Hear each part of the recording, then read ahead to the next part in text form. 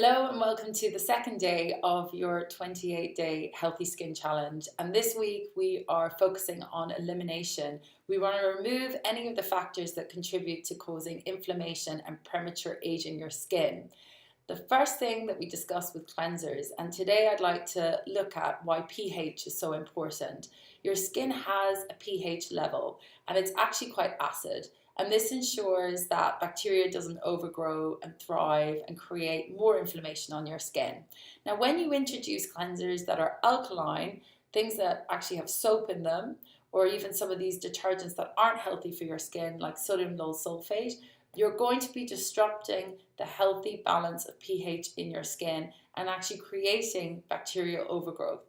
You'll see symptoms like breakouts. You're also going to feel that your skin is dehydrated.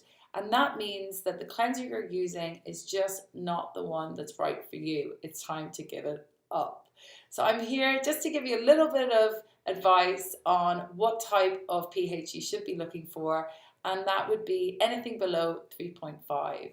So if you stick with using a cleanser that has a pH of 3.5 or less, you're going to have a healthier skin and a complexion that doesn't break out as easily. You can actually apply this to all your skincare.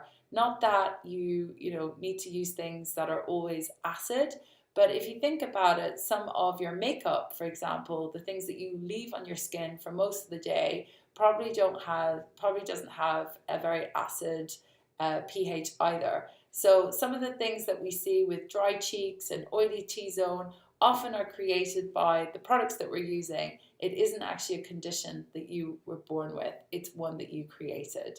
So that's the most important part of our Healthy Skin Challenge, is really just to ensure that we're working with the skin rather than against it. The second thing I'd like to discuss is facial wipes. Because they're so popular and they're often marketed as being gentle, you see them being used on babies' bottoms. Now, the thing with a lot of these facial wipes is that unfortunately they also contain chemicals that aren't great for your skin.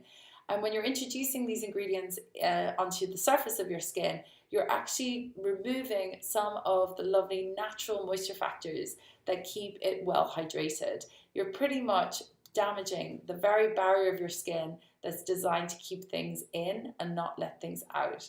And this results in water evaporating out more quickly so that you often feel tight after cleansing. Now, yesterday I talked about cleansers and how you can actually avoid that feeling of tightness.